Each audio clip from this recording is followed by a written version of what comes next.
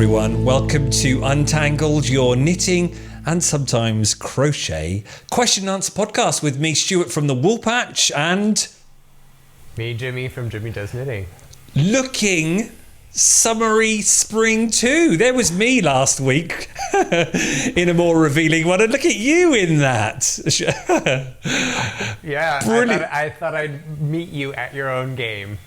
Yes, I love it. Perfect throw. Have you got a vest top underneath that?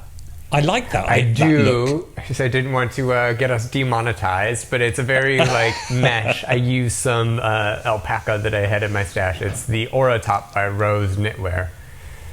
I love it, but I like that look because I do like it showing a bit of flesh, especially in the spring summer weather. But I'm like, yeah, I would go for that look, a vest top underneath. But I imagine you in the Amsterdam parks, you won't have the vest top underneath, will you? No. You're a bit more brave than me. Love it. We'll have to try and in the high summer come because I'm looking out my window now and it's raining now, comes August, if we're still doing this podcast, questions are still flocking in, we'll have to both be in something summery or another word around that. Anyway, let's go into it. As always, we answer your questions that you send in. Let's have our first question, Jimmy. As you know, Stuart, this one's right to me. As you know, Stuart, I'm a big fan of knitting socks. Who is this? Oh, Penny. Yes, Penny. Actually, yes, and I remember on the submission form, you remember we said that we've got no funny ones yet. Hers was slightly funny because she put in the pronouns section, queen. We have to address her as the queen. Oh, no, not that one. I'm getting button happy now. The queen says, I'm a big fan of knitting socks, but when I mess up and need to unravel a few rows, the result just looks rubbish. Do you have any hacks for when this happens? What for when you mess? I don't know about that one. Jimmy, what do you think? I think this is a question really of how do I unravel rows and then start over again. I don't think this is a sock knitting question. I think it's a how do you do this sort of thing. Because theoretically, if you unraveled a couple of rows and you pick them up, you shouldn't be able to tell any difference.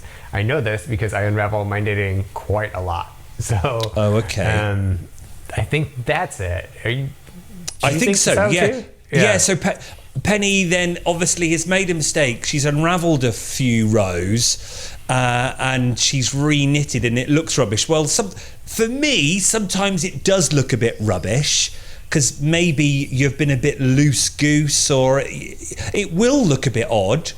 Maybe it will. I always think it will just resolve itself once finished and washed. I think theoretically it should. So I'm thinking. But you're thinking there's more to it. Tip. Okay. There's definitely more to it. I think maybe she's picking up stitches and twisting them, or something drops and she has some stitches that go over too. So my advice for this would be to unravel, pick up the stitches like you normally do, and then, especially because it's a sock, low stakes, there are like 3 stitches on the needles, tink back a row, and that way you know that the stitches are correct. There is a certain way that your stitches are normally oriented, and if they're not oriented that way, you can end up with a twisted stitch. She's messed up, unraveled a few rows, she's probably taken the needles out, picked them up, and may not been realising that there is a certain way they should be mounted. And then obviously she's carried on knitting as normal, and then maybe a row will look a bit odd because they've been twisted, I suppose. Yeah, and I think that if you tink back, that will solve it, because you have to, tink back with the right leg in front, like you said. And if you had dropped a stitch or you didn't capture one, you're going to find that out when you're taking back that row. It's going to be pretty obvious on your needles. Yeah. So I think then her knitting should be perfect, right? Like it will be solved and then ready to go again. So it's just maybe that extra row that she needs to go back. What about though, Jimmy? If you've knitted say I was in my tank top last week, or your tank top there, and you've frogged back, you've got all the way up nearly to the top, and you've gone, oh my God, I've made a mistake all the way up. I've done, I don't know, 3x3 rib rather than 4x4. I've somehow read the pattern wrong. So you rip right back and you've wound it on your ball.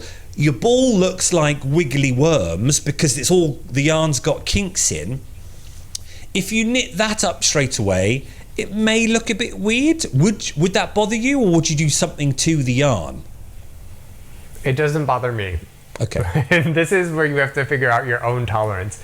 It is a little different, and it will be a little different. To me, it's not very perceptible usually, but the knitting experts will say if you want it to be exactly the same, you have to essentially roll the yarn back up in like a hank, block it, get all the wiggles out, like you said, and then like not hang it up to dry, but like let it dry, and then you can wind it back up, and then it should be all right. So that's theoretically what you're supposed to do with it. That's not in my practice. No. If you were entering the master knitter, and you 100%, yes. You were entering a garment to be marked, then yes, you would do that. You would re-block it, wind it back up, because you know what those judges will be like. But yeah, for everyone else, no, it will all come out in blocking. They are, Penny. I hope that helps. But to be fair, Penny, I've seen many of your knits in the shop. Penny's been knitting lots of the emotional support chickens, and I've never noticed anything. So maybe you're just being super, super harsh on yourself when you're looking at it going, oh, that looks a bit messy, and it probably actually isn't. That could be a thing too, couldn't it? Because we can be really harsh on ourselves, can't we? You know, we think it looks odd, but actually to any other unknitting eye, they would go, that looks lovely, it looks like knitting, don't you think? Mm-hmm. Yeah, no, I think it's fine. Cool. Okay, next question then. We have from George in Manchester. How do you store your needles and all the stuff that goes with it, like your cables? Oh, God. We could talk for hours on this, I'm sure. Go on then, Jimmy. How do you store your needles? I'm super basic. So I have two methods. And here they are. So method one, if it comes in a case like my Chow Goos, then I keep everything in my Chow Goo case. So the cords are all here, all my needles are in here, including like the new needles that I have that go with this set. Okay. So I like to keep my sets together. Everything else is in this very sophisticated system of tote bags. So like I literally, this is where all my needles are. So all my fixed needles are here, and then I just keep them in their packages in this like mess of a thing. But it works though. It's simple, isn't it? I mean, it's fine. Do I wish that I had like some of those beautiful leather cases that people are trying to sell you with like their own little space, and you can mix up sets and like, you know, have a special hanger for all your fixed circulars? Absolutely. Is that ever going to happen for me? No way. I'm not that girl that has all the like rustic aesthetic and everything perfectly organized. I'm organized just enough. I am exactly the same. I actually think that system is really organised. You look through your packs, you find the needle, you use it. When you finish the needle, you put it back in the pack. Boom. It's brilliant. Yeah. You see, the thing is with me, if I had one of those beautiful redesigned pouches where everything is kept, I know what I would be like. I would take them out, and I don't think I'd put them back in the same place, or they would then soon get muddled up, and I'd have to then spend time resorting it. And I'm not that kind of person. I am just exactly like you. So perhaps, I mean, I think for some people that's really like the fun of it, is organizing it and making it aesthetically pleasing and stuff like that. I just tend to keep like for like and not necessarily make it the most appealing, because I have like 3 or 4 needle sets at this point. So yeah, Do you, otherwise do you it gets too think we complicated. are not the typical the stereotype?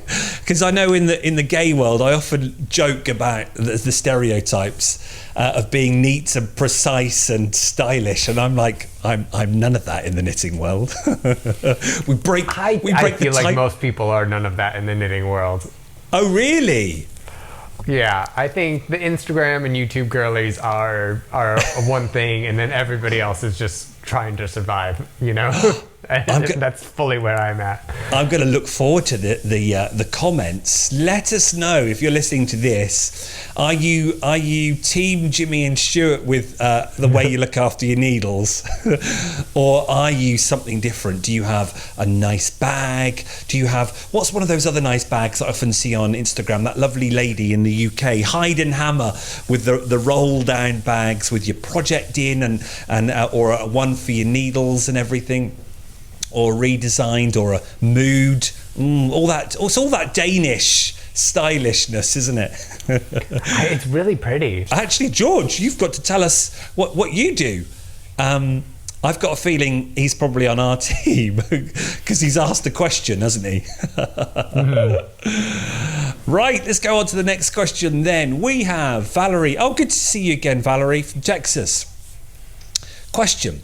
Larger size patterns almost always are not graded well for armhole depth and neck opening. Is there a way to figure out the math for adjusting patterns to... I'm obviously copied and pasted that wrong. To get better in these places, I would like to be able to verify before casting on and wasting hours of time. Very good question. Perfect for the designer. Jimmy. Well, I think that this is a question.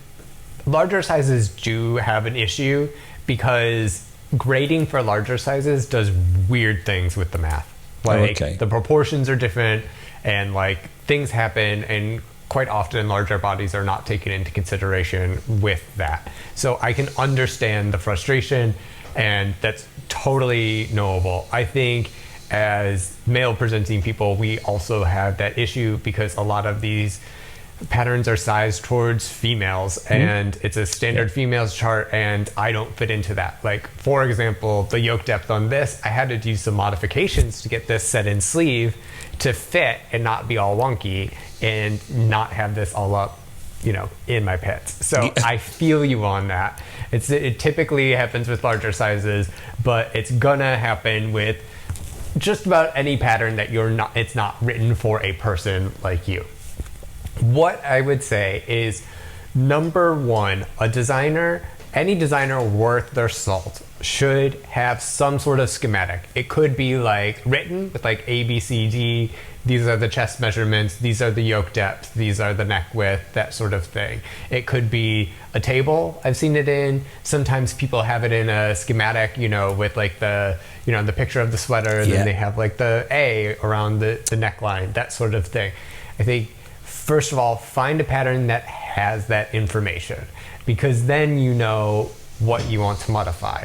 Maybe your chest is X measurement, but you want to do the size, 3 neck, because for some reason they made all the neck holes, the size of your shoulders for the thing. So knowing those measurements is going to help you figure out how you want to modify. And I say the easiest way to modify is, first you have to know your gauge, is super important. Especially if it's not the same as the designer's gauge. But then you can sort of take these different touch points that the designer tells you, and you can modify from there. Now, different constructions, I would say, modify in different ways. For example, like a drop shoulder, you can say, if the arms are too short, you can just knit longer, right? And then pick up more stitches on the sleeve and reduce at a different rate and do that. I think that's one thing. I know larger sizes have an issue, and same thing with men trying to knit. Women's patterns is the sleeves are often too short, so the decreases you kind of have to recalculate.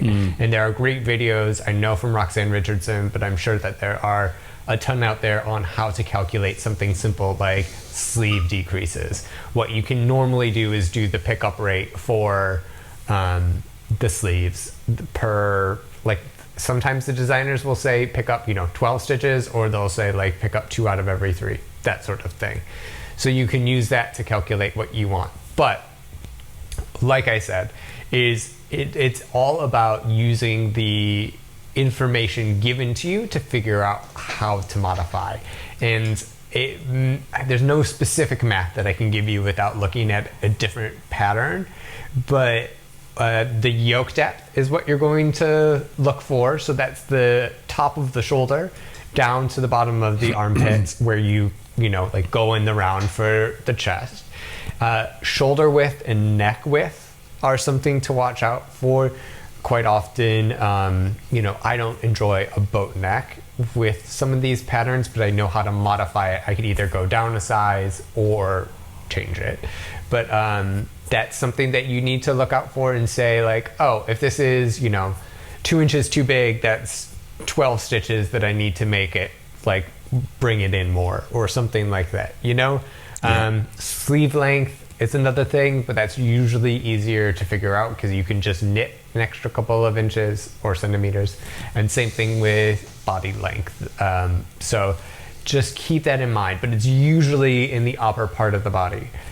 Does that make sense, what I just said? Absolutely, it really does. And I feel for Valerie, because when you keep seeing these lovely patterns and you go, I want to knit that, but then you see, and you're like, oh no, I don't think I'm gonna, because I think that's going to be too small there, too small there. There must come a point where Valerie is ending up going, well, what else am I going to knit? Because I don't want to knit that, and that probably does work, but I don't like the pattern, and it's then must be infuriating then, and then Valerie doesn't knit as much or goes to a different graft. So I can understand how frustrating that must be. It is. And like this one, for example, I think I knit the stitch gauge of size 2, but I knit the row instructions for size 6. And doing something like that, because this was a set in sleeve, I needed the height of the sleeve shaping to be the depth that I wanted, but I wanted the width of a size 2, if that makes sense. Yeah, so you can kind of yeah. combine the things that you have in the pattern, especially if you go in between sizes, and do something like that where you can figure out what's the difference in terms of number of stitches or number of increases, and plan that out a little bit beforehand using the schematics, and that will help you get a better fit in the end. And good on you, Valerie, for going that step forward, because it is another step forward, because some people just follow a pattern, and if it doesn't work, that's it. They've wasted the hours, and they just resign themselves to that fact and get another pattern. But you clearly want to progress further, and you're looking at your knitting in more detail. You're developing. You're ready for the maths and to do some thinking. That's kind of an exciting step as well, wouldn't you say, Jimmy? Yeah, it's how everybody sort of starts. I mean, you're making a custom garment. You're spending a ton of time and usually a decent amount of money on these things. So you want it to fit. You want it to work for your body. You want to be proud to wear it. And I think that, sometimes it's these little changes with math or, combining different sizes and sort of figuring your way through the instructions that really make the piece your own and super special. You're right about, though, looking for those patterns with those diagrams on. I do tend to find I only see them really with modern patterns, maybe top-down patterns as well. Modern designers. I'm just thinking back to that pattern that I wore last week, and I'm just looking through the pattern now, and all I have is to fit chest. I don't have any other measurements at all, because that was a classic front and back. Some of the old school patterns, you're not going to get much data at all, are you? No, not at all. Well, good luck with it, Valerie. Let us know how you get on, and good luck with that maths because there is so much maths in knitting. My maths has definitely got better since I've become a knitter, Jimmy. I used to be rubbish at maths. I used to be an architect. I use math so much more now than when I was an architect. Oh my God! So I bet you're a real cool drawer. I can see now why you're a designer with knitting. It's that your brain is wired for that drawing and concept and seeing something go from flat to real. Yeah. Did you have a big drawing board when you were learning? You know, one of those cool drawing boards. Of course, I had one of those. Yeah, I was an interior designer for a long time. Oh God, you're very clever. You're very clever. Right, let's go to another question. Oh, we're done. That's 3 questions. Wow, boom. Wow, fast. That was 26 minutes, half an hour. Well, there we are. That's another show done. Brilliant. Jimmy, before we finish, lots of people have been saying they love our little chats at the end. Now, who knew, but I kind of knew because people do like those sort of shows. But we did say that these podcasts, we would just keep them purely for questions because I know many people want that type of show, but many people have been saying we love the chats. It's good, isn't it? It's nice. You know, it's good to think that people are invested. I don't know if I have much to really say, but it's fun. I can understand, and I think people actually like it as well, that it's at the end, so they're still getting their show, and the people who like the chatty stuff carry on listening, and then they get the whip chat at the end. But I don't think I said to the one lady in the comments, I said, we'll do it every 3 or 4 shows because I'm so slow. I'd be talking about the same whip each week otherwise. I mean, I have nothing interesting right now. No. Like even my regular podcasts are coming out like slowly because my stuff is taking so long. I have nothing interesting to don't add worry. at the I said we'll do it every 4 shows. So we've got another 2. We've got another 2 fortnights before we have a little whip chat. But I just thought I would say thank you to those people who who have written to say they like the chat. So we go from our strict sort of teachery question and answer, which still actually is relaxed and fun, but then we go into our chit chat of our whips. I'm still beaming about my finished object from last fortnight, so I better get going with my crochet one. That's next on mine. So okay, that's another show done. Thank you, Jimmy. Thank you, everyone. Don't forget the submission form for all your questions is down below. Crochet questions accepted too. Actually, Jimmy, I've seen a crochet one that's going to come up on the next show about which best way to do a crochet rib. I have to confess, I've only done one way of doing rib, so I've spoken to my crochet guru, Emmy from Minnesota, for some tips there. So we'll get some cool crochet tips on the next show. See, it's not about what you know, is it, Jimmy? It's about who you know, hey? I guess my brother's a big crocheter. I'll have to ask him too. Ask him, yes. So which forms of ribbing has he used and which he thinks is the best? So we'll have double whammy info for you crocheters. Okay, that's another show done. Cheers everyone. See you on the next one. Bye-bye. Bye.